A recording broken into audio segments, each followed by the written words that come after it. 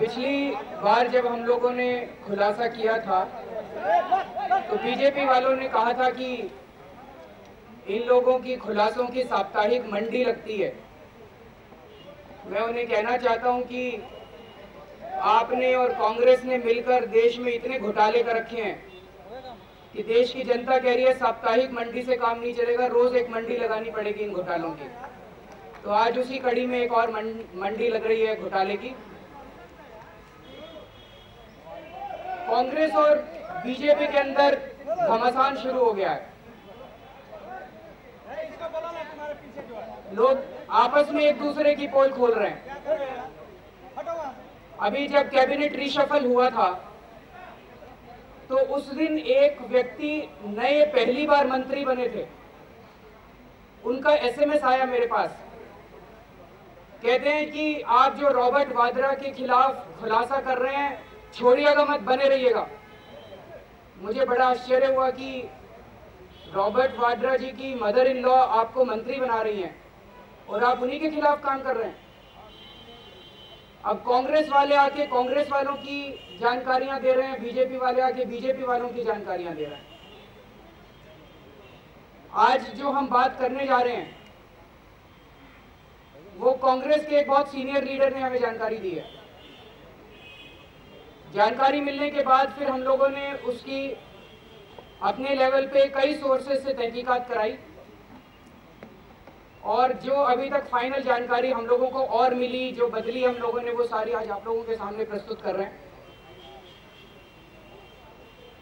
हमारे देश में काले धन की बहुत बात होती रही कि देश में काला धन है, बहुत ज्यादा काला धन है और स्विस बैंकों में पैसा जमा है। स्विस बैंकों में कितना पैसा जमा है इसके ऊपर भी कई तरह के कयास लगते रहे। बातें तो बहुत हुई लेकिन कभी उम्मीद नहीं थी कि स्विस बैंक का पैसा भारत में वापस लौटेगा। राजनीति होती थी केवल। लेकिन आज कुछ कागज जो हम आपके सामने प्रस्तुत करने जा रहे हैं वो एक उम्मीद ये जताता है कि स्विस बैंक का सारा पैसा भारत में लौट सकता है, लेकिन लौटेगा नहीं, क्योंकि सरकार मिली हुई है इनके साथ। सरकार अपराध को बढ़ावा दे रही है। कितना पैसा है स्विस बैंक में? सीबीआई डायरेक्टर का एक स्टेटमेंट है, जो मौजूदा सीबीआई डायरेक्टर है, उन्होंने कहा था $500 बिलियन, 25 लाख करोड़ रुपया स्विस बैंकों में है। आज हम दो भागों में बांटेंगे अपनी बातचीत को। पहला है कि स्विस बैंकों में कुछ लोगों के कितना पैसा है उसकी जानकारी हम लोगों को मिली है, हम वो आपके सामने रखेंगे। और दूसरा ये कि किस तरह से हमारे देश की इकोनॉमिक सॉवरेंटी, हमारे देश की आर्थिक प्रभुत्ता खतरे में है, इसके बारे में हम लोग बातचीत करेंगे। जुलाई 2011 को फ्रांस की सरकार से हमारे देश की सरकार को एक सीडी मिली। उस सीडी के अंदर स्विट्जरलैंड के एचएसबीसी एक बैंक का नाम है, फॉरेन का बैंक है, उसकी जेनेवा में जो ब्रांच है, जेनेवा स्विट्जरलैंड में एक शहर है, स्विट्जरलैंड देश है, जेनेवा एक शहर है। एचएसबीसी की जेनेवा की ब्रांच के अंदर 700 भारतीयों के जो अकाउंट्स हैं, उन अकाउंट्स की लिस्ट हमारे देश की सरकार को मिली। उनमें यह लिखा हुआ था कि दिसंबर 2006 को इन लोगों के, जो लोगों की लिस्ट थी, इन लोगों का कितना पैसा वहां जमा था। केवल ये लिस्ट आई थी कि कितना कितना पैसा किस किस आदमी का दिसंबर 2006 में जमा था एक अकाउंट में। इनका एक एक अकाउंट की लिस्ट आई, वो मैं आपको पढ़ के सुना देता हूं कि हमारे पास 700 लोगों की लिस्ट तो नहीं आई है, चंद लोगों की लिस्ट हमें अपने सोर्सेज से मिल पाई है, कई सोर्सेज से मिली है। प्राइमरी सोर्स मैंने बताया वो कांग्रेसी नेता हैं लेकिन उसके बाद हमने तहकीकात कई जगह से की। मुकेश अंबानी जी का दिसंबर 2006 में 100 करोड़ रुपया स्विट्जरलैंड में स्विस अकाउंट में जमा था। अनिल अंबानी जी का 100 करोड़ रुपया जमा था। मोटेक सॉफ्टवेयर प्राइवेट लिमिटेड, अगर आप आरओसी की वेबसाइट पे जाएंगे या दूसरे सोर्सेस से पता करेंगे तो इसके अंदर रिलायंस की कंपनियों की शेयर होल्डिंग है और उसमें अनु टंडन और सुनील टंडन डायरेक्टर हैं। अनु टंडन मैनेजिंग डायरेक्टर थी उस वक्त और संदीप टंडन। इसका 2100 करोड़ रुपया है, 2100 करोड़ रुपया। रिलायंस इंडस्ट्रीज लिमिटेड का 500 करोड़ रुपया है स्विस बैंकों में, स्विस बैंक में, एक बैंक में। संदीप टंडन का 125 करोड़ रुपया है। ये संदीप टंडन कौन है? संदीप टंडन एक इनकम टैक्स में आईआरएस ऑफिसर होते थे। उसके बाद ये एनफोर्समेंट डायरेक्टोरेट में गए। हाँ, इनकी मृत्यु हो चुकी है। इन्होंने रिलायंस के ऊपर रेड की और रेड करने के बाद भारत सरकार का साथ देने के बजाय ये रिलायंस में जाके नौकरी करने लग गए। उसके बाद ये रिलायंस के काफी नजदीक आ गए, मुकेश अंबानी जी के ये काफी नजदीक आ गए। संदीप टंडन जी का 125 करोड़ रुपया है। ये इनका अपना है कि रिलायंस का है ये तो हम नहीं कह सकते। इनके 2 बेटे हैं संदीप टंडन जी के, बाय द वे। दोनों बेटे रिलायंस में काफी सीनियर पोजीशन पे हैं। इनकी धर्मपत्नी है अनु टंडन। अनु टंडन जी का भी 125 करोड़ है। एक तरफ तो अनु टंडन मोटेक सॉफ्टवेयर लिमिटेड में मैनेजिंग डायरेक्टर थी और दूसरी तरफ अनु टंडन का 125 करोड़ रुपया स्विस बैंकों में है। अनु टंडन जी उन्नाव से एमपी है, कांग्रेस की एमपी है उन्नाव से। और अगर आप गूगल पे सर्च मारो तो दिखाते हैं कि वो राहुल गांधी के कोर ग्रुप की मेंबर है। अनु टंडन राहुल गांधी के कोर ग्रुप की मेंबर है और उनको टिकट दिलवाने में कांग्रेस की बताया जाता है राहुल गांधी जी ने काफी अहम रोल अदा किया था। तो ये अनु टंडन जी का अपना पैसा है या रिलायंस का पैसा है या कांग्रेस का पैसा है या राहुल गांधी जी का पैसा है, ये तो वही बता सकती हैं, हम नहीं बता सकते। ऐसा है क्या? बताया जा रहा है शायद प्रणब मुखर्जी साहब ने संसद में एक स्टेटमेंट दिया था कि जो लिस्ट आई है 700 लोगों की, उसमें कोई भी सांसद नहीं है। ऐसा याद आ रहा है आप लोगों को? ऐसा बताया कुछ पत्रकारों ने। तो अगर प्रणब मुखर्जी साहब ने ऐसा कहा था तो गलत कहा था, क्योंकि अनु टंडन तो एक सांसद हैं, तो सांसदों के नाम है इसके अंदर। उस टाइम अनिल अंबानी जी थे। कोकिला धीरू भाई अंबानी जी, उनका भी अकाउंट है इसके अंदर, लेकिन दिसंबर 2006 में उस वक्त इसमें कोई बैलेंस नहीं था, लेकिन अकाउंट है। तो पहले रहा होगा, बाद में रहा होगा, हो सकता है। नरेश कुमार गोयल, जेट एयरवेज वाले, इनका 80 करोड़ रुपया एक अकाउंट में है। डाबर के 3 फैमिली मेंबर्स, आनंद चंद बर्मन, श्री प्रदीप चंद बर्मन, रतन चंद बर्मन, मिला के इनका उस वक्त 25 करोड़ था। पहले हो सकता है ज्यादा हो, बाद में ज्यादा हो। यशोवर्धन बिड़ला जी, इनका उस वक्त कोई बैलेंस नहीं था। इतनी जानकारी हमें मिली है, और जानकारी हमें नहीं मिल पाई। 700 लोगों के नाम हैं, बाकी लोगों की जानकारी नहीं मिल पाई। इन सब लोगों के अमाउंट्स देख के लगता है बड़े छोटे अमाउंट्स हैं। अब अंबानी जी का केवल 100 करोड़ रुपया, टोटल मिला के तो काफी है। अगर उनकी मोटेक सॉफ्टवेयर और ये सब मिलाओ तो लगभग 3000 करोड़ के करीब बन जाता है सारा मिला के। सीबीआई डायरेक्टर ने बोला था कि 25 लाख करोड़ है, 25 लाख करोड़।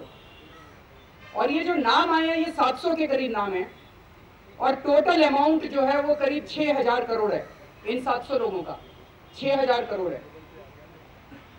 तो अभी तो थोड़ा सा ही जानकारी मिली है, बहुत थोड़ी सी। 25 लाख करोड़ में से केवल 6000 करोड़ की जानकारी भारत सरकार को मिली है।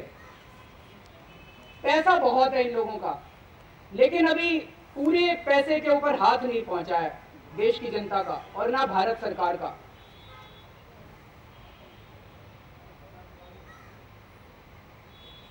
लेकिन अब जो मैं आपको बताने वाला हूं वो ये दिखाता है कि भारत सरकार सारी जानकारी लेने की बजाय जितने लोगों की जानकारी है इनको भी छोड़ने के बहाने ढूंढ रही है कि कैसे छोड़े इनको कैसे बचाया जाए, उनके बहाने ढूंढ रही है। ये जानकारी भारत सरकार के पास आई थी जुलाई 2011 में। 28 जुलाई 2011 को दिल्ली में 3 लोगों के ऊपर इनकम टैक्स वालों ने रेड मारी। 28 जुलाई 2011 को उन 3 लोगों के भी नाम थे इसके अंदर।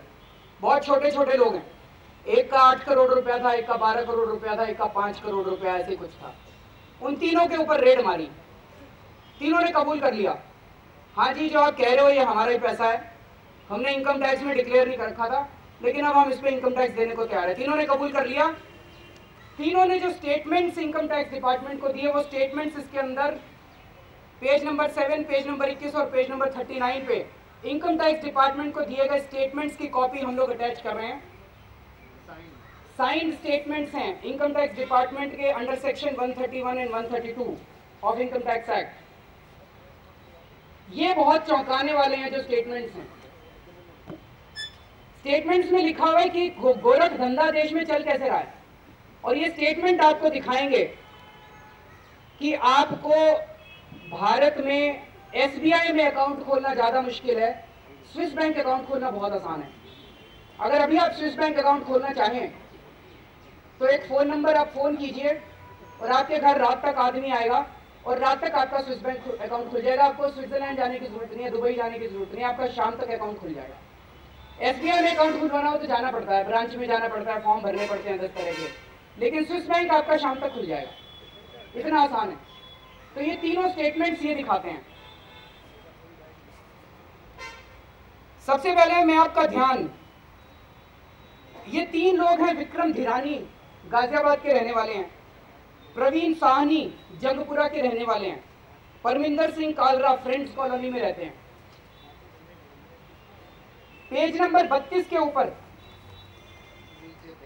नीचे लिखे हुए ये पेज नंबर जरा से देख लीजिएगा। पेज नंबर 32 पे ये वाला स्टेटमेंट है विक्रम धिरानी जी का। विक्रम धिरानी जी से प्रश्न पूछा इनकम टैक्स अधिकारी ने रेड के दौरान, इन तीनों के इनकम टैक्स की रेड हुई। प्रश्न पूछा गया, now I am showing you bank statement of bank account held by you abroad, please go through it and explain the same. कि मैं आपको बैंक अकाउंट की कॉपी दिखा रहा हूं जो विदेश में आपका बैंक अकाउंट है, इसको पढ़ के आप बताइए। तो जवाब है yes this is my account, हाँ ये मेरा अकाउंट है जो मैं HSBC की बैंक की दुबई ब्रांच में मैंने 13 अप्रैल 2006 को खोला था। माना उन्होंने कि ये मेरा अकाउंट है। क्या आप दुबई गए थे ये खोलने के लिए? अगला प्रश्न है, वो कहते नहीं, भारत में ही कोई मेरे घर आया था और उसने मेरा अकाउंट खुलवा दिया। बहुत आसान है दुबई के अंदर अकाउंट खोलना। ये अकाउंट ऑपरेट कैसे होता है? मान लीजिए आपने दुबई में, जिनेवा में अकाउंट खोल तो लिया, अब उसमें पैसे डलवाने हैं, उससे पैसे निकलवाने हैं, कैसे निकलवाएंगे? तो पेज नंबर 49 पे आइए, प्रवीण साहनी जी बताते हैं आपको कि अकाउंट ऑपरेट कैसे होता है। पेज नंबर 49, स्विस बैंक के अकाउंट ऑपरेट कैसे होते हैं। आपको एसबीआई में जाना पड़ता है, टेलर मशीन जाना पड़ता है, फिजिकली गाड़ी निकालते हैं, यहाँ कहीं नहीं जाना पड़ता। एक फोन करो वो घर आके डिलीवरी देके जाते हैं। आप कह दो कि मेरे पास अब 10 करोड़ रुपया चोरी का पैसा जमा हो गया, तो वो स्विट्जरलैंड वाले एक आदमी को भेज देते हैं, तुरंत शाम तक आ जाता है वो आदमी। इनके दलाल हैं, दिल्ली के अंदर घूम रहे हैं, देश के अंदर घूम रहे हैं, वो आपको आके शाम तक आपका कैश ले जाते हैं और आपके डॉलर्स में स्विट्जरलैंड के अंदर पैसा जमा हो जाता है। ये मैं हवाला के थ्रू, ये पेज नंबर 49 पे ये इनकम टैक्स अधिकारी पूछ रहा है, I am showing you annexure A1 page 1, please explain. This is the, वो जवाब देते हैं, this is the money totalling 10 lakh US dollars brought back from my Swiss account HSBC bank branch Geneva account number 40529 SP to India, through हवाला to India. अगला प्रश्न है, अच्छा ये बताते हैं, amount of $8,89,000 was left after my above withdrawal to India through हवाला, कि मैंने हवाला के जरिए, HSBC ने हवाला करवाया, हवाला के जरिए मैंने पैसा निकाला और अब मेरा 8,89,000 बच गया था.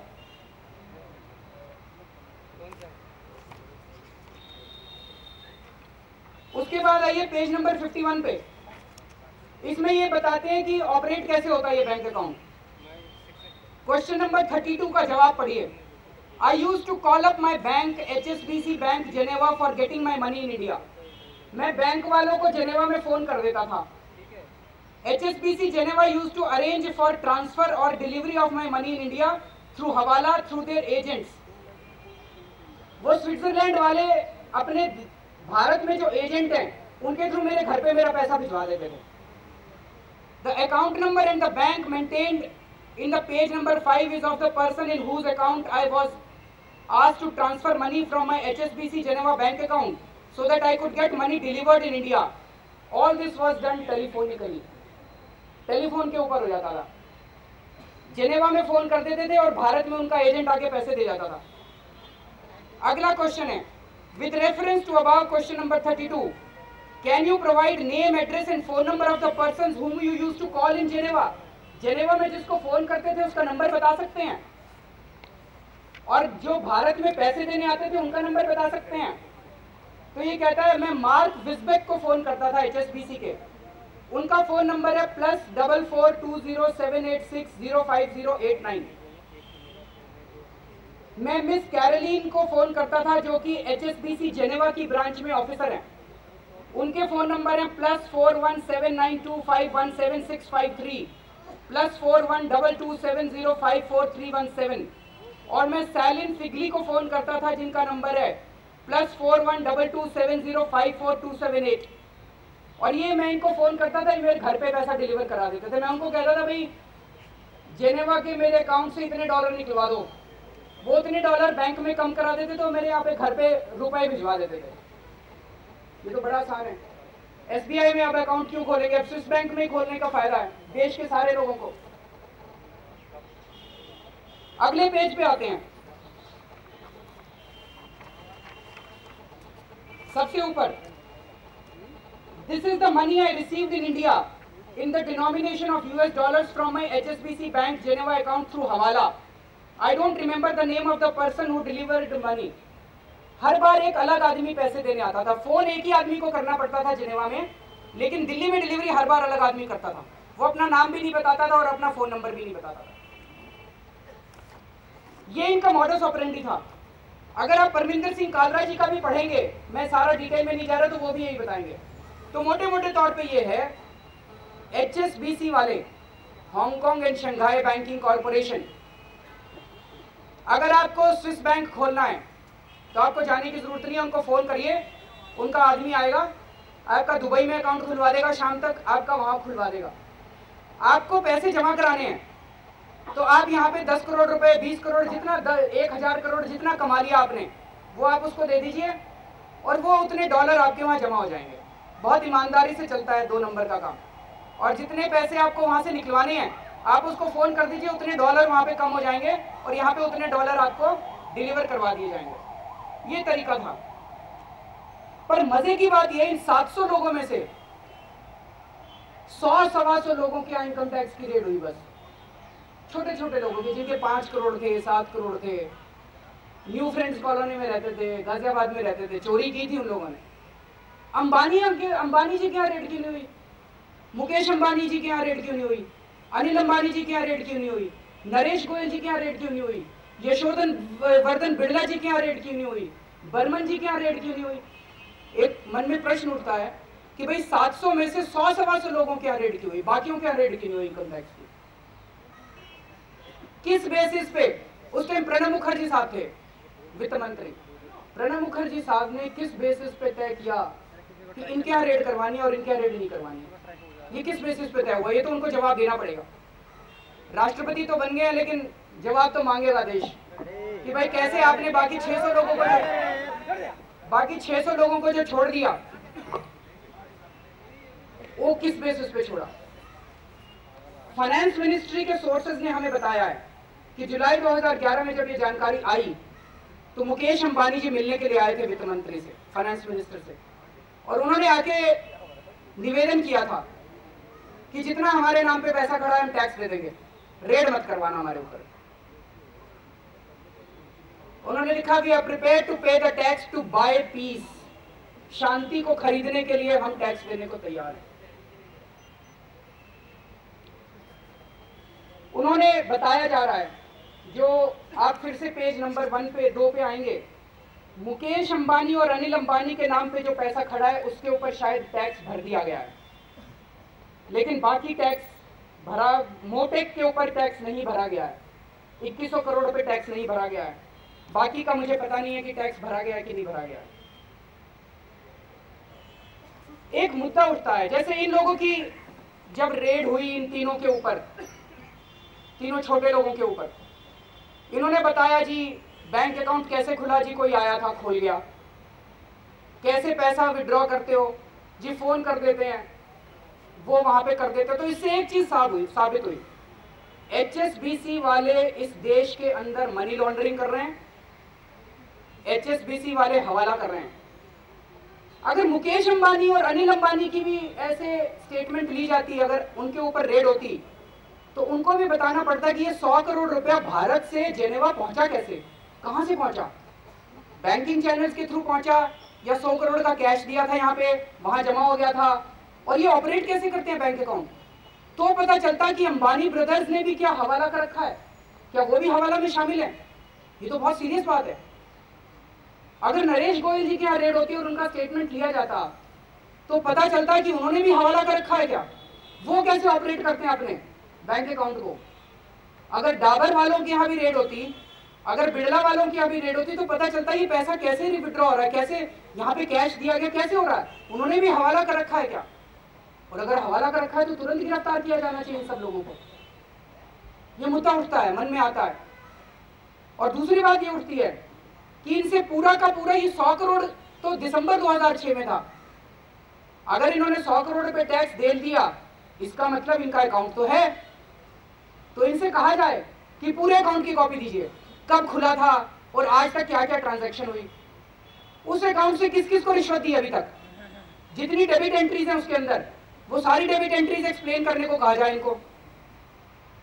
उसमें से तो खूब रिश्वत गई होगी, दूसरे अकाउंट्स का भी पता चलेगा। एक अकाउंट मिल गया तो उसमें से 20 अकाउंट और निकल के आएंगे। हम इनकम टैक्स वाले यही किया करते थे, एक आदमी मिल जाए तो उससे कई चेन बन जाती हैं। तो इनको अंबानी जी को बोला जाए कि भाई अपने पूरे अकाउंट की कॉपी दीजिए, नरेश गोयल जी को बोला जाए कि पूरे अकाउंट की कॉपी दीजिए, बिड़ला को, डाबर जी को, अनु टंडन को, संदीप टंडन को, इन सबको पूछना चाहिए कि भाई आप सारे अकाउंट की कॉपी दीजिए। तो पता चलेगा कि इसमें कितना पैसा आया, कहां से आया और कितना पैसा निकला और किस किस को रिश्वत दी गई। लेकिन भारत सरकार ये नहीं कर रही है।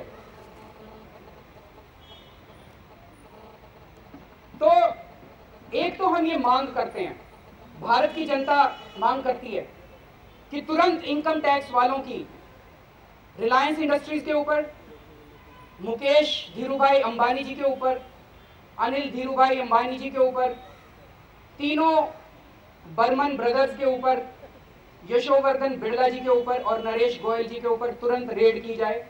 एनफोर्समेंट डायरेक्टोरेट की रेड हो, इनकम टैक्स की रेड हो, इनके स्टेटमेंट्स रिकॉर्ड किए जाएं और सबसे ईमानदार ऑफिसर्स को लगाया जाए, क्योंकि पूरा देश देख रहा है, देश की इकोनॉमिक सॉवरेंटी खतरे में है। उसके ऊपर अभी आएंगे हम लोग। पूरा देश देख रहा है, अब देश ये बर्दाश्त करने वाला नहीं है जो क्रोनी कैपिटलिज्म हमारे देश के अंदर चल रहा है। इनको रेड किया जाए, इनके स्टेटमेंट्स रिकॉर्ड किए जाएं और इनके जो बैंक खाते हैं वो सारे बैंक खाते तब से लेके जब से खुले थे और आज तक वो सारे के सारे बैंक खाते इनको देने के लिए कहा जाए और एक एक एंट्री इनको एक्सप्लेन करने के लिए कहा जाए। और अगर इनका हवाला का रूट या करप्शन एक्ट के अंदर ये पता चलता है तो इन सब लोगों को तुरंत गिरफ्तार किया जाए। हमारे सोर्सेज ने हमें बताया कि इन 700 लोगों को बचाने के लिए प्रणब मुखर्जी साहब ने एक पूरी स्कीम बना ली थी। आप लोगों ने सुना था, पिछली बार चर्चा हो रही थी, VDIS आने वाली है, वॉलंटरी डिस्क्लोजर ऑफ स्कीम एक आने वाली है, सुना था, अखबारों में आ रहा था, चर्चा चल रही थी। वो इन 700 लोगों को बचाने के लिए था, पता चला है। एक सोचा था वीडीएस बनाते हैं, फिर सोचा वीडीएस बनाएंगे तो देश में हल्ला होगा, तो उन्होंने मिलकर वैसे ही वीडीएस दे दी इन लोगों को। इनको कहा कि तुम टैक्स भर दो और बाकी छोड़ो, बाकी कुछ नहीं, तुमको तंग नहीं करेंगे, ना तुम्हारे ऊपर मुकदमा चलाएंगे, कुछ नहीं करेंगे, बस टैक्स भर दो। पता चला है कई लोगों ने टैक्स शायद भर दिया है इसके ऊपर। ये एक अखबार के अंदर रिपोर्ट आई थी, हमने इंटरनेट से निकाली है। ये इंडिया टुडे की वेबसाइट से हमने निकाली है। इसमें लिखा है आईटी डिपार्टमेंट हैज एग्रीड, ये 10 जुलाई की रिपोर्ट है। IT department has agreed to halt criminal proceedings if the black money is brought back and the names of those on the black money holders list will not be disclosed। हम प्रणब मुखर्जी साहब से पूछना चाहते हैं कि income tax act की कौन सी धारा के अंदर आपके पास ये पावर है कि आप क्रिमिनल प्रोसीडिंग्स को रोक सकते हैं। मैं भी इनकम टैक्स के अंदर अधिकारी था। कौन सी धारा फाइनेंस मिनिस्टर को यह पावर देती है कि जो टैक्स की चोरी करे इस देश के अंदर उसको क्रिमिनल प्रोसिक्यूशन से छुट्टी दे दी जाए। The reason being given behind the government move was that it has been convinced that the Swiss authorities were unlikely to part with the details of cash holders in their banks. They have told India that they would share data only if they were assured of a tax offense. The government also believes that not all money stored in Swiss banks is black money. सरकार को ऐसा लगता है कि ये सारा काला पैसा नहीं है। सरकार को सपने में आया कि ये सारा काला पैसा नहीं है, ऐसा लगता कैसे है? क्या सबूत है सरकार के पास? पैसा खाया कुछ लोगों ने सरकार के अंदर, इसलिए लगने लगा है, सपने आने लगे कि सारा काला पैसा नहीं है। ये सारे डॉक्यूमेंट जो आज हमारे पास हैं, ये सारे पढ़ने के बाद में भाषा थोड़ी सी गलत, घिन आती है हमें भारत सरकार के ऊपर। गिरी हुई है हमारी भारत सरकार, घटिया है हमारी भारत सरकार, अपराधियों को बढ़ावा दे रही है हमारी भारत सरकार, अपराध को बढ़ावा दे रही है हमारी भारत सरकार, अपराधियों को बचा रही है हमारी भारत सरकार। अभी आगे आएंगे, अभी बहुत बड़ा खतरा और है। ये जब खबर छपी अखबारों के अंदर, तो ये गुरुदास दासगुप्ता जी ने संसद में प्रश्न उठाया, whether the government has offered an amnesty to more than 100 wealthy citizens. सरकार ने कहा नहीं, हमने ऐसा नहीं किया। Minister of state in the ministry के हम कोई एमनेस्टी नहीं दे रहे। उसके बाद उन्होंने एक और प्रश्न पूछा, whether 565 crore are alleged to have been deposited by Indians in France. क्या फ्रांस के अंदर भारतीयों ने 565 करोड़ रुपया जमा कराया है? If so the details thereof. No sir, however investigations conducted on the basis of information received from government of France about deposits of Indians abroad have led to detection of undisclosed income of 565 crore.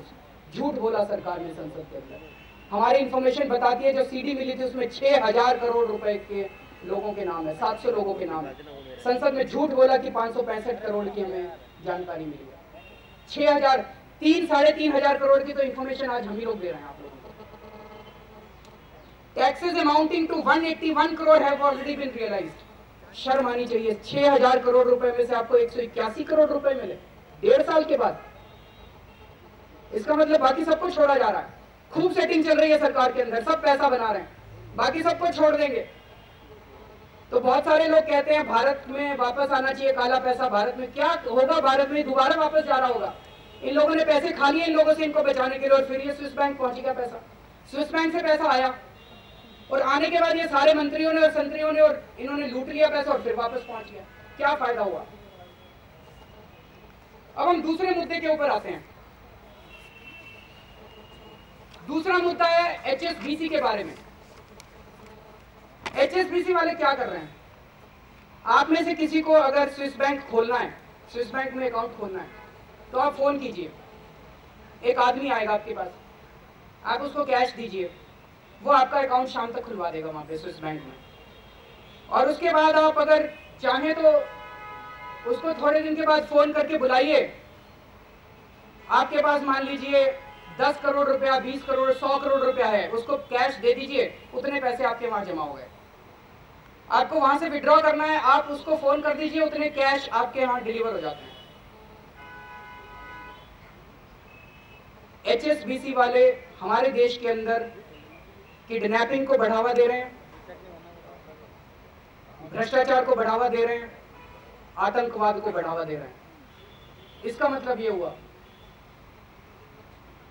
कि अगर पाकिस्तान में किसी व्यक्ति को भारत के अंदर आतंकवाद के लिए पैसा पहुंचाना है तो वो HSBC के रूट के थ्रू पहुंचा सकता है। वो HSBC वालों को फोन करेंगे, जिनेवा में आपका अकाउंट खुल जाएगा और थोड़ी देर बाद फोन करके जिनेवा वालों को फोन करके कहेंगे कि इंडिया में इस आदमी को पैसा डिलीवर करा दीजिए। आतंकवाद के पैसे को बहुत आसानी से HSBC के इस रूट के जरिए आप इंडिया के अंदर ला सकते हैं या इंडिया से पैसा बाहर ले जा सकते हैं। आपने भ्रष्टाचार के 1000 करोड़ रुपए कमा लिए, अब पकड़े जाने का डर है, इनकम टैक्स वालों ने रेड मार दी तो क्या होगा? तो आप HSBC वालों को फोन करिए, आपका जिनेवा में अकाउंट खोल देंगे, वो 1000 करोड़ रुपया वहां चला जाएगा, पकड़े नहीं जाएंगे, इनकम टैक्स वाले घूमते रहेंगे। तो भ्रष्टाचार को बढ़ावा दे रहे हैं, आतंकवाद को बढ़ावा दे रहे हैं, फिरौती को बढ़ावा दे रहे हैं। किडनैपिंग हो गई, किडनैपिंग करके पैसे कमा लिए, पैसे ले लिए, उसको अगर आपको ठिकाने लगाने हैं पैसे तो HSBC को फोन करिए, वो आपको पैसे ठिकाने लगा देंगे। ड्रग्स का पैसा ये कर रहे हैं, और ये हम नहीं कह रहे, ये यूएसए ने बोला है। यूएसए की रिपोर्ट्स हैं, यूएसए ने जुलाई के अंदर उनकी एग्जैक्टली जो मॉडस ऑपरेंडी मैंने बताया कि पैसा without transfer, without money actually moving, the money can be transferred without the money physically moving, उन लोगों ने रियलाइज किया, अमेरिका वालों ने, कि कुछ देशों के साथ HSBC वाले इस तरह की ट्रांजैक्शंस कर रहे थे। तो अमेरिका ने आरोप लगाया कि इस तरह से HSBC वाले they are making us vulnerable, just vulnerable to terror, drug and illicit money. साबित नहीं हुआ था कि टेरर के लिए इस्तेमाल हुआ, they just said the US was made vulnerable, India is also vulnerable। और उसमें अमेरिका की जांच में पता चला कि भारत के अंदर भी HSBC के ऑपरेशंस खतरा हैं। अमेरिका वालों ने भारत सरकार को लिखा कि आप भी जांच कराइए HSBC की।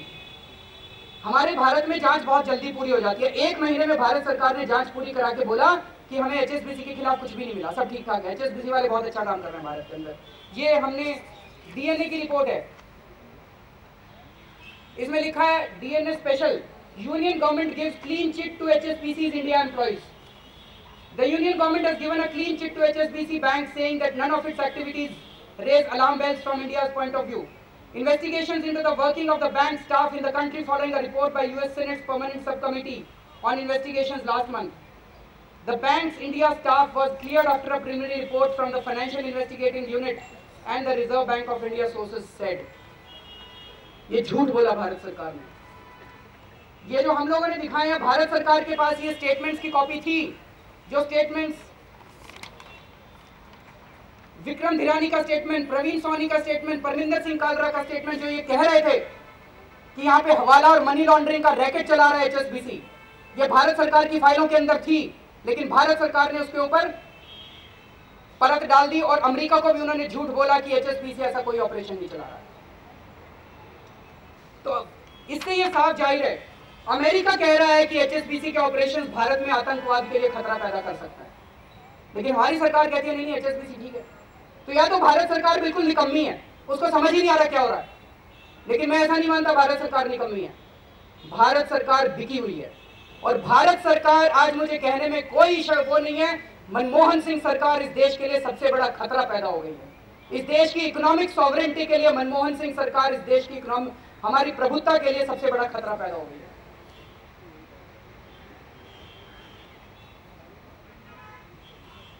इसी तरह की जानकारी अमेरिका को 3 साल पहले मिली थी, 3-4 साल पहले, 2008-2009 में, जब ये HSBC वाले, UBS वाले ये पकड़े गए अमेरिका के अंदर, और अमेरिका वालों को पता चला कि जैसे भारत का बहुत सारा स्विस बैंक का पैसा जमा है, ऐसे अमेरिका वालों का भी बहुत सारा स्विस बैंक में पैसा जमा है। तो उन्होंने UBS बैंक, UBS एक और स्विट्जरलैंड का बैंक है, जैसे HSBC जो है उसकी शाखा है स्विट्जरलैंड के अंदर, ऐसे UBS भी एक स्विट्जरलैंड का बैंक है। UBS वालों की पकड़ के गर्दन मरोड़ी उन्होंने कहा या तो सारे ऑपरेशन बंद कर देंगे तुम्हारे यहाँ पे अमेरिका में, और तुम्हारे खिलाफ मुकदमा चला के जेल भिजवा देंगे, और नहीं तो सारे अमेरिकन की लिस्ट दो। और वो दौड़े दौड़े आए, सारे अमेरिकन की लिस्ट दे दी उन्होंने। पता होगा आप लोगों को, आप तो ज्यादा जानकार लोग, अमेरिका वालों के जितने स्विस बैंक में अकाउंट थे, सारी लिस्ट यूबीएस बैंक ने और जितने दूसरे बैंक ने थे, स्विट्जरलैंड ने, उन्होंने सारी लिस्ट उठा के इन लोगों को दे दी। इस वक्त एचएसबीसी बैंक फंसा हुआ है भारत सरकार की गर्दन। एचएसबीसी बैंक की गर्दन भारत सरकार के पास है। अगर भारत सरकार चाहे तो एचएसबीसी के ऑपरेशंस कल बंद किए जा सकते हैं देश के अंदर। यूबीएस के खिलाफ भी बहुत मटेरियल है सरकार के पास, हमें पता चला है, हमारे को हाथ नहीं लगा। यूबीएस के ऑपरेशंस बंद किए जा सकते हैं भारत सरकार के अंदर। उसके बाद उसके लिए अभी प्रशांत बात करेंगे कि यूबीएस के खिलाफ क्या मटेरियल है।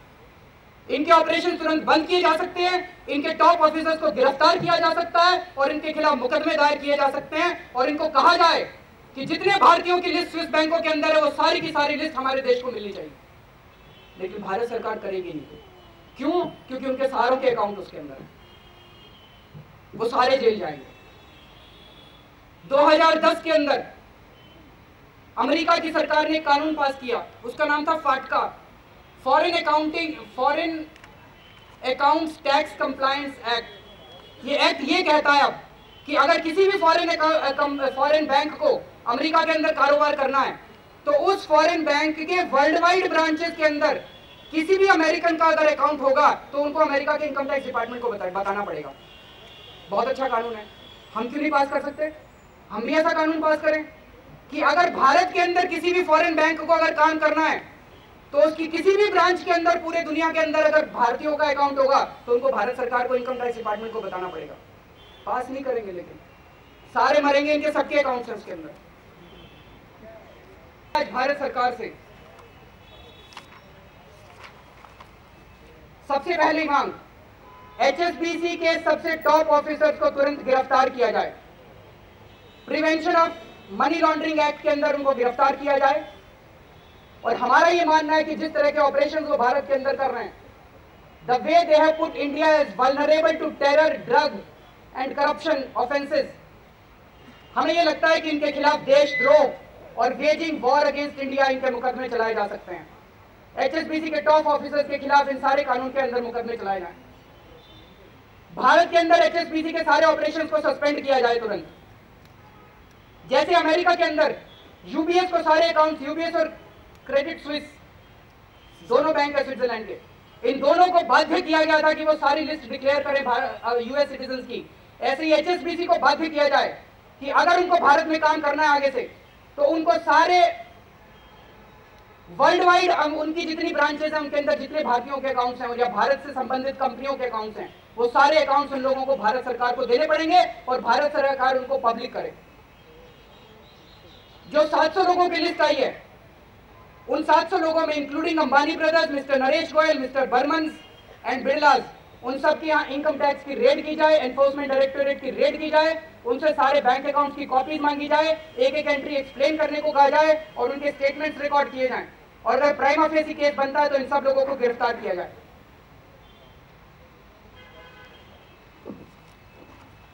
और अंत में मैं केवल ये कहना चाहूंगा, एचएसबीसी के अंदर हमने नेट पे पता किया 32,000 एम्प्लॉइज काम करते हैं भारत के अंदर एचएसबीसी के। मैं उन सब 32,000 एम्प्लॉइज से निवेदन करना चाहूंगा, अपील करना चाहूंगा कि भारत आपका देश है, भारत हम सबका देश है।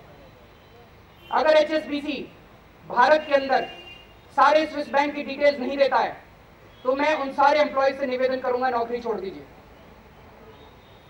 आपको नौकरी बहुत लोग दे देंगे, अगर आप नौकरी छोड़ेंगे हम लोग अपील करेंगे इस देश के दूसरे बैंकों से कि आप नौकरी दीजिए, इस देश की जनता आपको साथ देगी। लेकिन देशभक्ति के लिए, देश के लिए मैं आपसे अपील कर रहा हूं, ये 32,000 एम्प्लॉइज एचएसबीसी में नौकरी छोड़ दें। कुछ दिनों के बाद हमारे पास शायद और इंफॉर्मेशन आएगी, ये जितना पैसा काला धन, आतंकवाद का पैसा, ड्रग का पैसा, रिश्वतखोरी का पैसा, ये सारा स्विस बैंकों में जा रहा है।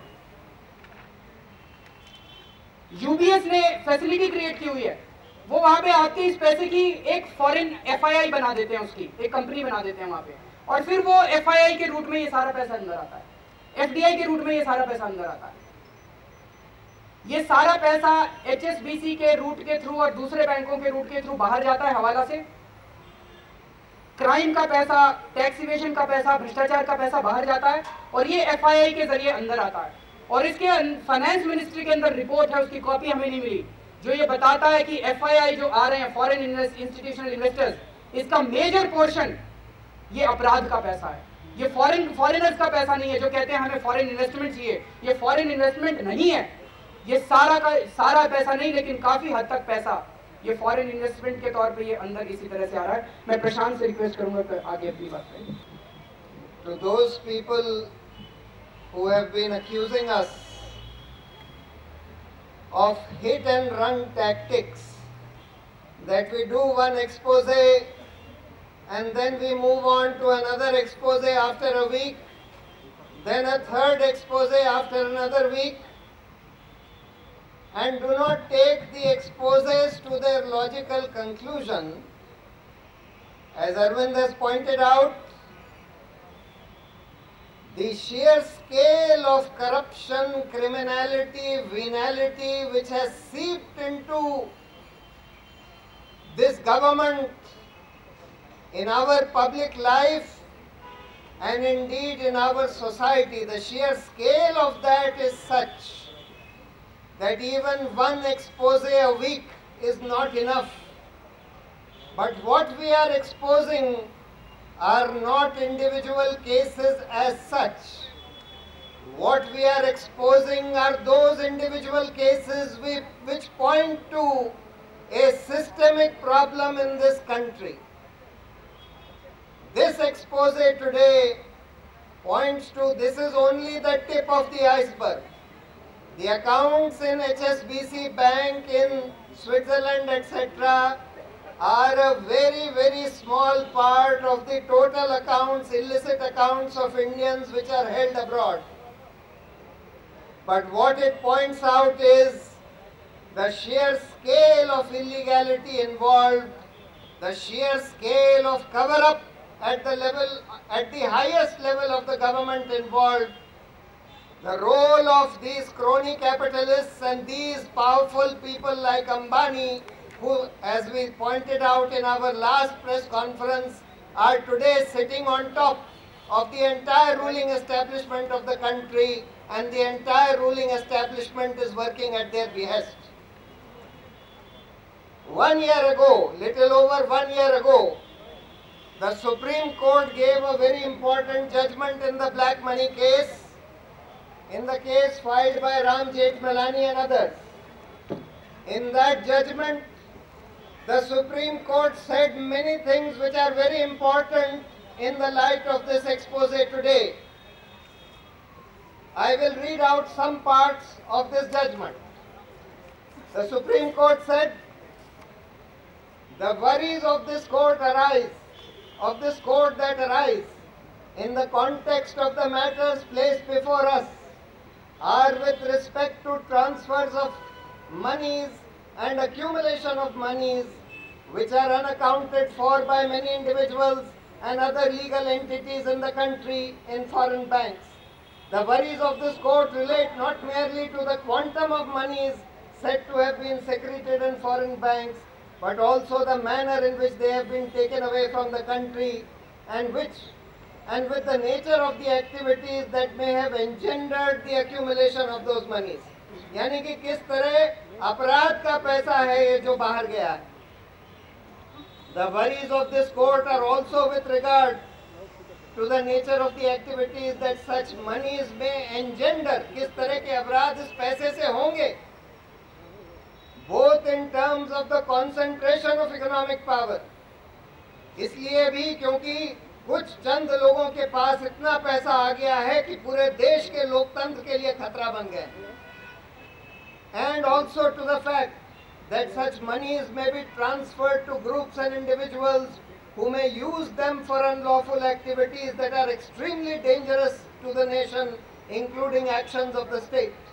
The worries of this court also relate to whether the activities of engendering such unaccounted monies, transferring them from abroad and the routing them back to India may not actually be creating a culture that extols the virtue of such cycles, and the activities that engender such cycles are viewed as desirable modes of individual and group action.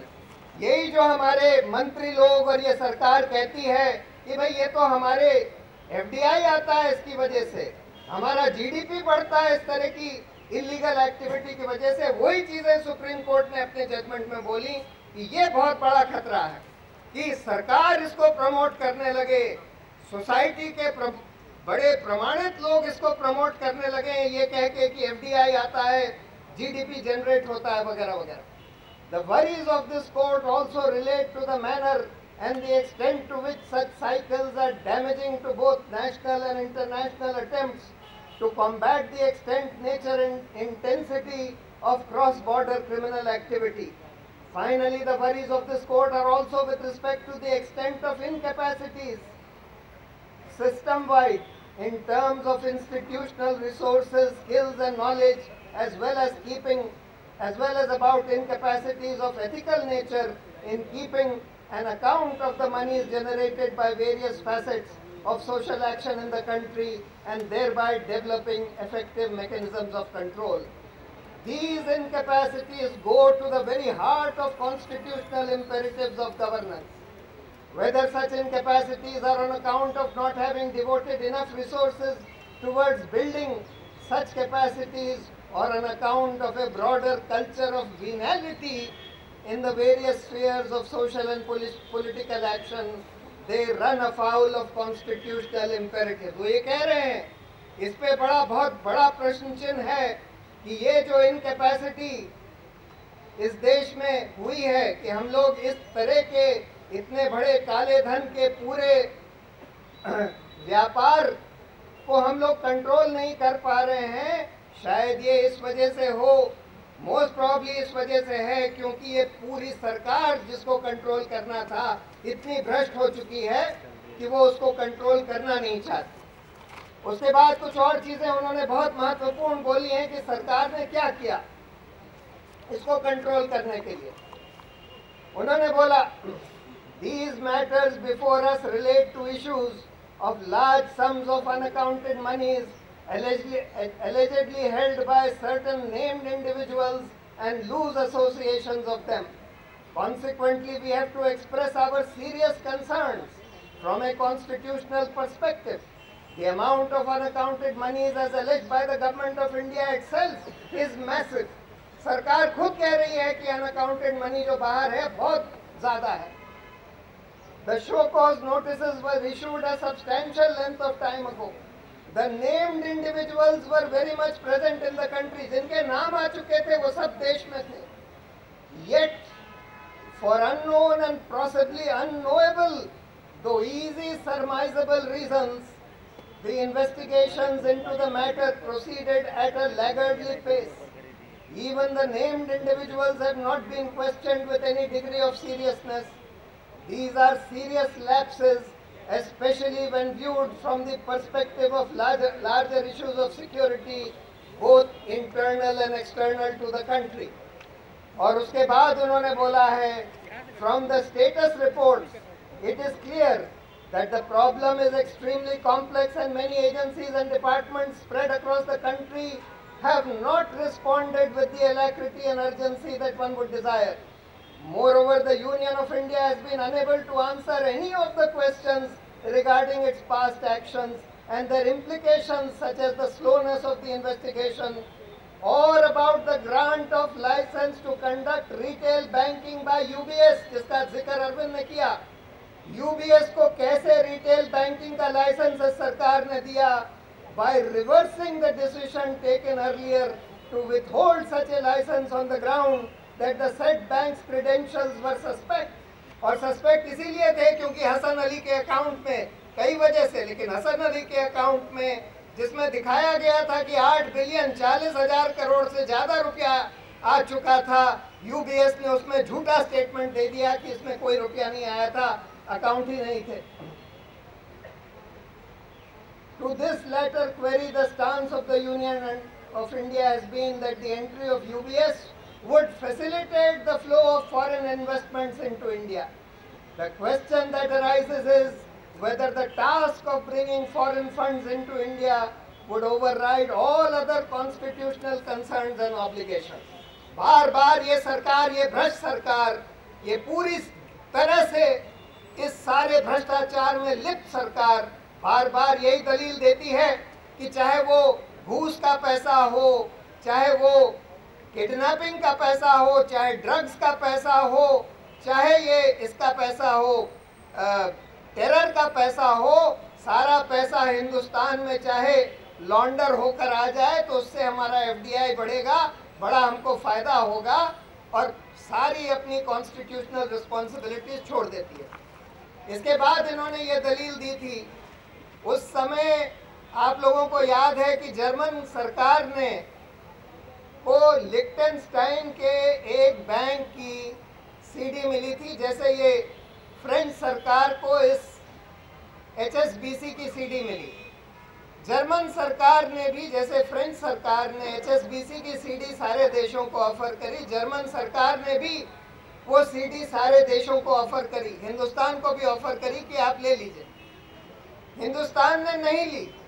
जब ये case file किया गया तब झक मार के हिंदुस्तान को वो सीडी लेनी पड़ी, लेकिन उसमें जो नाम आए वो उजागर नहीं करे गए, और सरकार ने ये दलील दी कि हमारा तो जर्मनी के साथ डबल टैक्सेशन एग्रीमेंट है, उसमें सीक्रेसी का क्लॉज है कि हम ये इंफॉर्मेशन दे नहीं सकते हिंदुस्तान के लोगों को।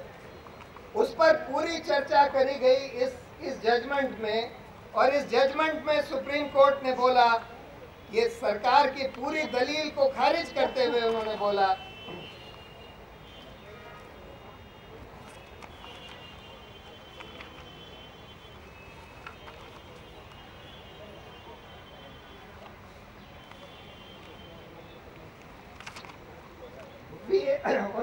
ये बोला सुनिए, we have perused the said agreement, ये डबल टैक्सेशन एग्रीमेंट जिसकी आज भी दलील देकर ये एचएसबीसी के अकाउंट का खुलासा नहीं कर रहे हैं। We have perused the said agreement with Germany, we are convinced that the said agreement by itself does not prohibit the disclosure of the relevant documents and details of the same, including the names of various account holders in Liechtenstein.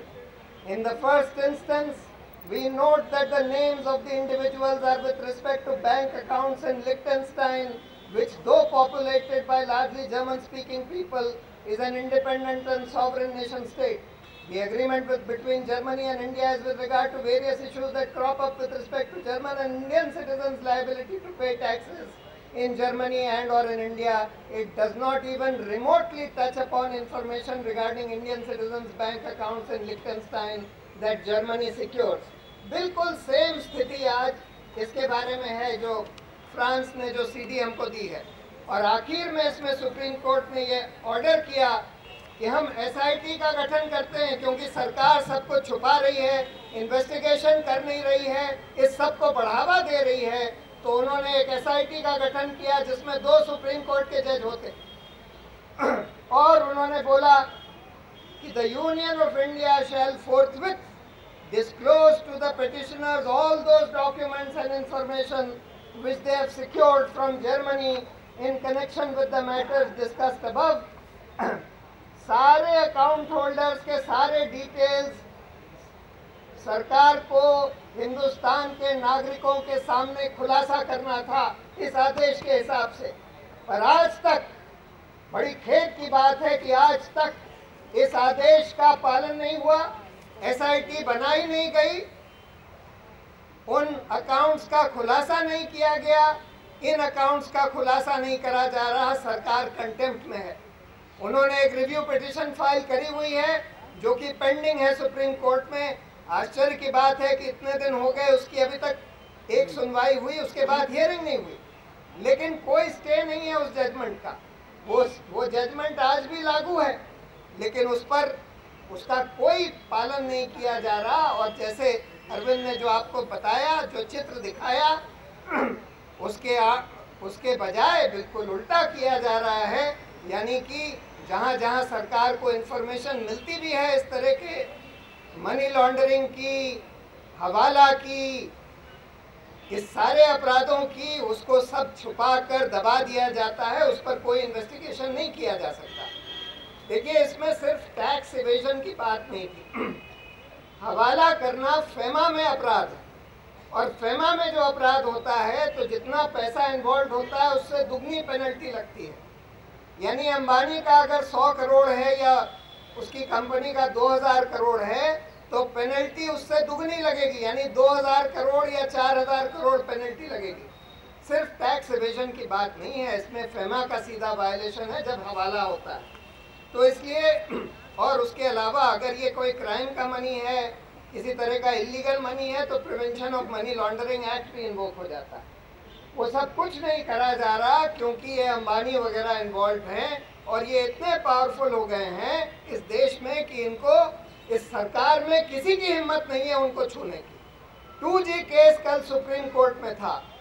Supreme court में ये बात हुई कि 2G case में रिलायंस ने जो स्वान telecom नाम की कंपनी खोली, जिसके लिए अवैध दूसरा लाइसेंस ले लिया सब रूल्स के खिलाफ, और उस कंपनी को ये दिखाया कि उनकी नहीं है, जबकि सारा पैसा उन्होंने दिया था और उन्होंने ही वो कंपनी खोली थी। ये बाद में सीबीआई ने अपनी चार्जशीट में फाइल किया, लेकिन सीबीआई ने भी अनिल अंबानी से पूछताछ तक नहीं करी।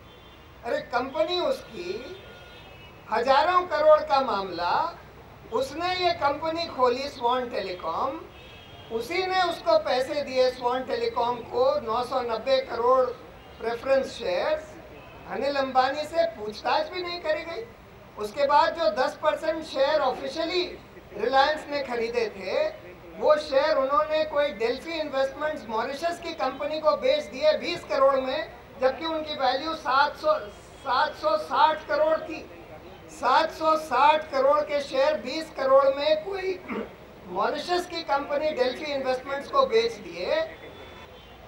हम लोग जो उजागर कर रहे हैं वो एक और परत है इस पूरे देश की व्यवस्था की, जो ये दिखा रही है कि पूरी व्यवस्था, इस देश की पूरी कानूनी व्यवस्था पूरी तरह से चरमराई हुई है। और यही सब भ्रष्ट कंपनियों के जो बड़े बड़े मालिक हैं इस पूरी व्यवस्था के ऊपर बैठकर राज कर रहे हैं। और ये जो हमारे मंत्री लोग, प्रधानमंत्री लोग, उनके कठपुतली बनकर उनका फायदा कराने के लिए और अपना भ्रष्टाचार से पैसा कमाने के लिए काम कर रहे हैं।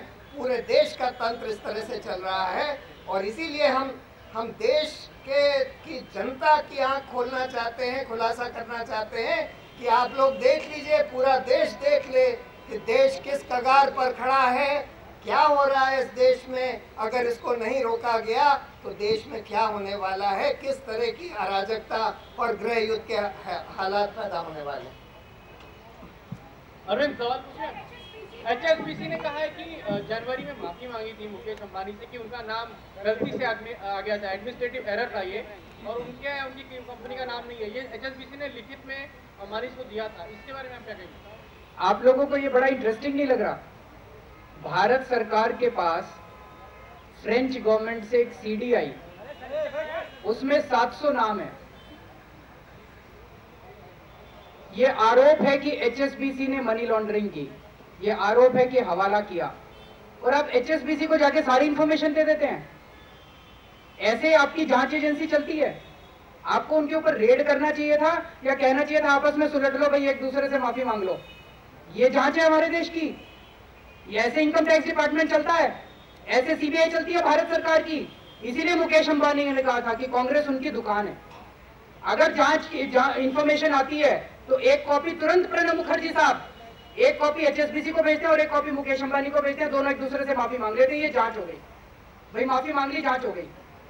तो इन 700 लोगों को भी भेज देते आप सबको, HSBC उनसे भी माफी मांग लेता। रेड क्यों की बाकी 100 लोगों के ऊपर?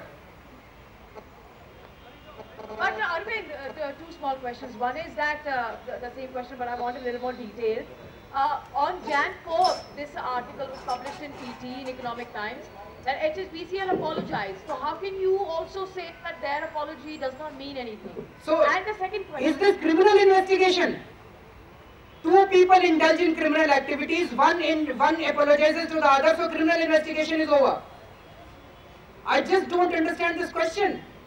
कि HSBC ने मनी लॉन्ड्रिंग करके हवाला के थ्रू 100 करोड़ रुपया बाहर भेजा और उन्होंने माफी मांग ली मुकेश अंबानी से।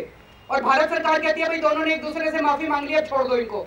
तो फिर एक मिनट, तो ये जो 3 बेचारे लोगों को रेड किया था, HSBC इनसे भी माफी मांग लेती और भारत सरकार कहती भाई हो गई जांच, इनके भी नाम गलत हैं। HSBC and UBS and many other banks are notorious for masking the identities of the real owners of the. So it is only when proper investigations take place. Where is Government of India? Mukesh Ambani तो कह ही रहे हैं कि government of India मेरी जेब में है।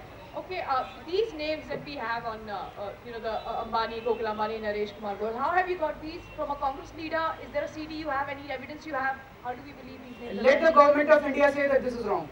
तो लेकिन HSBC तो कह रहा है कि पैसा ही नहीं है उनका। आपको माफी की तो बात इसलिए कि पैसा ही नहीं है, गलती से एडमिनिस्ट्रेटिव एरर के तहत आया था, वो भी कोई। भारत सरकार क्या कह रही है, मैं तो ये जानना चाहता हूँ। आप तो HSBC पे कह रहे हैं ना, HSBC की जांच तो भारत सरकार करेगी ना। अगर मैं ये आरोप लगाऊं भाई फलाने आदमी ने रिश्वत ले ली, और 2G के अंदर जितने लोगों ने पैसा लिया, आरोप है कि इन लोगों ने पैसा लिया, आप उनकी बाइट लेने जाइए, कहेंगे नहीं लिया, तो जांच किस चीज की चल रही है? जांच होगी तभी तो बचे। जांच होती नहीं इस देश के अंदर। HSBC में पैसा है या नहीं उसकी जांच आप कहेंगे। HSBC कह रहा है जब अकाउंट ही नहीं है, पैसा ही नहीं है, तो फिर किस बात की जांच? भारत से नाम आया ये। एक मिनट, 700 लोग हैं, 700 लोगों में से इन 3 लोगों ने तुरंत बोल दिया। इसकी मैं आपको सारी डिटेल बता देता हूँ। जून 2010 के आसपास ये सीडी लीक हुई थी। फ्रांस के एक आदमी ने जेनेवा की ब्रांच में किसी को पैसे देके ये सीडी लीक करवाई। ये सीडी पहुंची फ्रांस गवर्नमेंट के पास।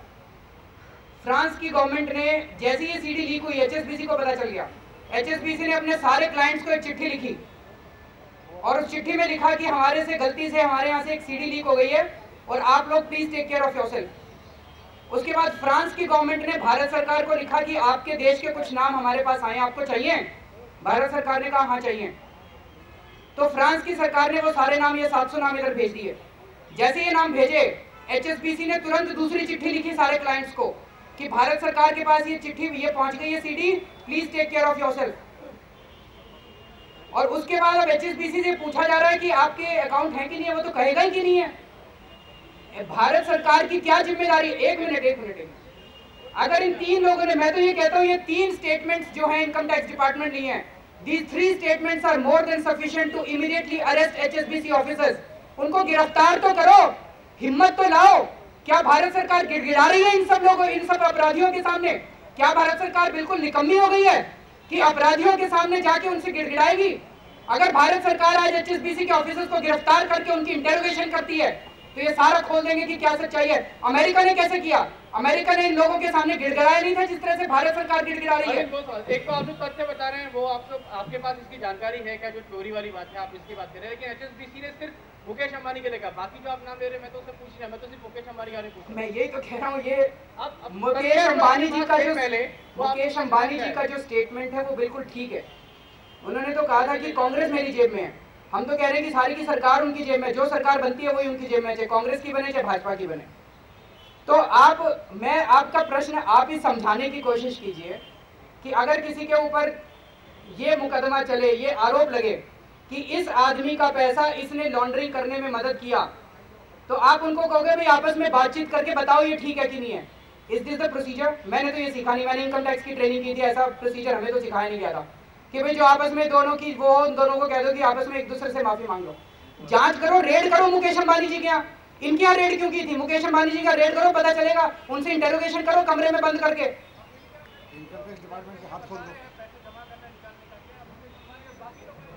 मुझे नहीं पता, मैं यही तो कह रहा हूँ, अगर उन्होंने ऐसा किया तो ये हवाला है, और अगर हवाला से अंबानी ब्रदर्स पैसा बाहर भेज रहे हैं तो they should immediately be arrested.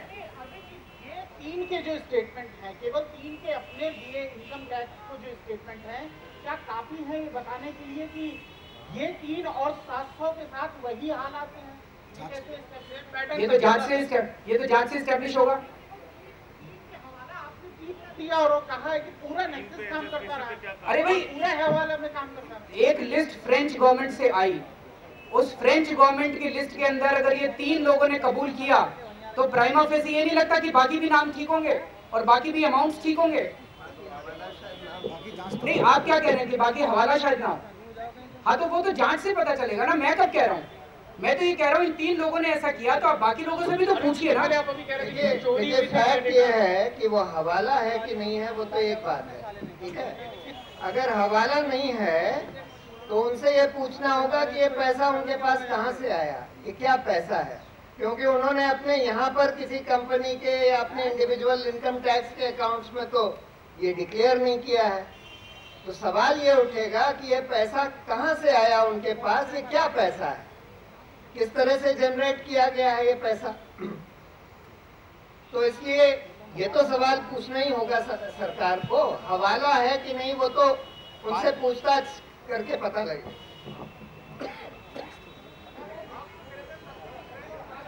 औरों को पूछने दो।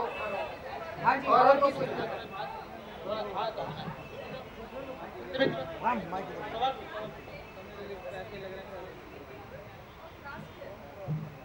But the 8 names that you've given and the amount that is there, from where are you substantiating? B, was it orally given to you, because of which we don't have a copy of the evidence? I just want to know what was the medium through which it was given to you. I was just told it has come in the form of an Excel sheet. This is all that is there. Which you could not, which you can't. Obviously, even if I had a copy of that, this would be just an Excel sheet. You would say that what is the genuine. Okay, so it's just an Excel sheet in which you've got these. It's not Some an official accounts paper. are also there, I'm told. It's not an official paper. I'm told that some accounts are also there. Copies of some accounts are there, but most of them are in the form of balance existing on this particular day. What you received was not an official paper. No, it was I an am Excel not, sheet. Yeah. Okay, thank you. No, I am not. I don't have the entire sheet. Okay, now you have these names just a in few an names, Excel sheet. just a few names. Thank you, thank you. And we have verified it from many sources. Because this is a very serious allegation we are making today, so we are making it with all responsibility. Kejriwal साहब, आपने जो ये कागज दिए हैं उसके ऊपर आप HSBC के ऑफिसर्स की अरेस्ट मांग रहे हैं, 32,000 एम्प्लॉइज की अनएम्प्लॉयमेंट आप कह रहे हैं, तो are these document sufficient without asking government to have an inquiry? You are just putting allegation and asking HSBC people should be arrested at 32,000 लोगों को आप बोल रहे हैं कि नौकरियां छोड़ के सड़कों पे आ जाओ आपके साथ। इज दिस जस्टिफाइड फॉर आम आदमी? And beside this there are thousands of others people accounts also there in HSBC। तो आपके इस बयान से क्या हायरार्की नहीं हो जाएगी पूरे देश में जिनके अकाउंट्स HSBC में है, कि कहीं ऐसा तो नहीं कल बैंक बंद हो गया तो हमारा जिनका अपना अर्न मनी है वो बैंकों में लॉक हो जाएगा? 2 चीजें हैं, मुझे आश्चर्य हो रहा है आपके सवाल के ऊपर। एक तो ये कि इस देश में बहुत सारे बैंक हैं, अगर HSBC से पैसा निकलवा लेंगे तो बहुत सारे दूसरे बैंक के अंदर बड़े आराम से, मैं आ रहा हूँ एक प्रश्न पे आ रहा हूँ, वहाँ पे खुल सकता है। दूसरी बात, जब मैंने कहा कि एम्प्लॉयज छोड़ दें, आपकी बात बिल्कुल जायज है, हो सकता है अनएम्प्लॉयड हो जाए, मैं तो उनसे देशभक्ति की बात कर रहा हूँ, मैं त्याग की बात कर रहा हूँ, बलिदान की बात कर रहा हूँ। अगर तैयार हैं तो छोड़ें, नहीं तैयार हैं तो काम करते रहें। मैंने ये नहीं कहा, मैंने तो शुरू में ही बोला कि आज देश पुकार रहा है, और जिस तरह का ये मॉडस ऑपरेंडी सामने आया है, और ये मैं नहीं कह रहा, यूएसए ने भी सेम मॉडस ऑपरेंडी पता किया है, exactly same modus operandi USA में मिला है। तो अगर इस तरह यूएसए ने तुरंत एक्शन ले लिया, अभी 2 दिन पहले की रिपोर्ट है एक अखबार के अंदर कि यूएसए के अंदर इसी बेसिस पे 7,000 करोड़ रुपए की पेनल्टी लगने वाली है HSBC के ऊपर, और हमारे देश के अंदर HSBC ने माफी मांग ली, छोड़ दो उनको। तो जांच तो होनी चाहिए, हम तो कह रहे हैं जांच होनी चाहिए। और 3 स्टेटमेंट्स जिसमें उन लोगों ने कबूल कर लिया और वो टैक्स दे रहे हैं, इससे ज्यादा आपको क्या प्राइमा फेसी एविडेंस चाहिए? It is such a very strong prima facie, इसी 3 स्टेटमेंट्स के ऊपर आप उनको गिरफ्तार कर सकते हैं। You're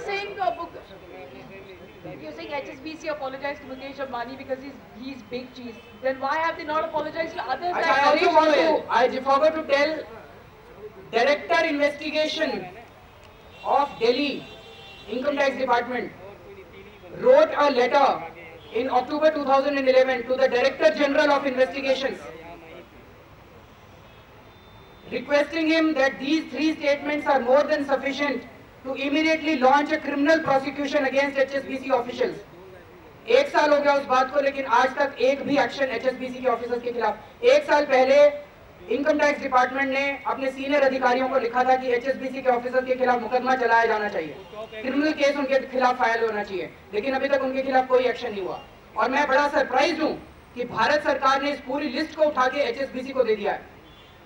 अदरवाइज HSBC को कैसे पता चला कि इस लिस्ट के अंदर मुकेश अंबानी जी का नाम है? मुकेश अंबानी जी को कैसे पता चला कि इस लिस्ट के अंदर उनका नाम है? भारत सरकार सुप्रीम कोर्ट में जाके कहती है कि हम लिस्ट नहीं देंगे, भारत सरकार हमारे सांसदों को संसद में कहती है हम लिस्ट नहीं देंगे, लेकिन भारत सरकार इस लिस्ट को HSBC को दे देती है, भारत सरकार इस लिस्ट को मुकेश अंबानी जी को दे देती है। तो मुकेश अंबानी जी और HSBC हमारे देश की संसद से भी ऊपर हो गए। मुझे लगता है कि सांसदों को इसका गौर करना चाहिए और भारत सरकार से इस बात के लिए, जब संसद खुलेगी तो संसद के अंदर भारत सरकार से इस बात के लिए सफाई मांगनी चाहिए। I mean, if HSBC has apologized to Reliance, then why have they not said the same about other big, rich, important people like Naresh Goyal? You should ask that to HSBC. You're saying that's your stand, right? That's not my concern whether HSBC apologized to Reliance or not. But your explanation is that HSBC has apologized to Mukesh Ambani. I'm not saying you are saying it. And there is some, no, but that's what you've said, right? What are you talking? What I are you mean, you are saying? talking complete nonsense. So let me finish my question. No, I have understood your question. Right. No, I'll ask it again. Maybe you haven't understood me. My question to you was, HSBC has apologized to Mukesh Ambani for having his name in there. You said you did not go in for criminal investigation. Then why are the names? Why is HSBC only apologizing to Ambani and not others? Ask HSBC. How can I reply on behalf of HSBC? Why are they not apologizing to others? You have to ask HSBC. सरकार एक चोर पकड़ती है, उस चोर को पकड़, वो चोर 4 लोगों के नाम लेता है, आप एक से पूछताछ कर लेते हो, बाकी 3 को छोड़ देते हो। ये कौन सा नियम है? आप सारे लोग इस चोर के यहाँ से जिसके नाम मिले उन सबसे पूछताछ करो ना। हम तो कह रहे हैं सबको करो। आप एक को क्यों छोड़ रहे हो? ये प्रणब मुखर्जी बताएंगे। HSBC ने क्यों नहीं माफी मांगी? HSBC बताएगा। हम तो इस देश की आम जनता हैं, मर रहे हैं हम लोग, हम तो उनसे पूछेंगे कि भैया जांच तो करो, नहीं तो जितने 2G मामले में भी आप कह दो कि सारे माफी मांग लेंगे, छोड़ दो कल उन लोगों को। Thank you.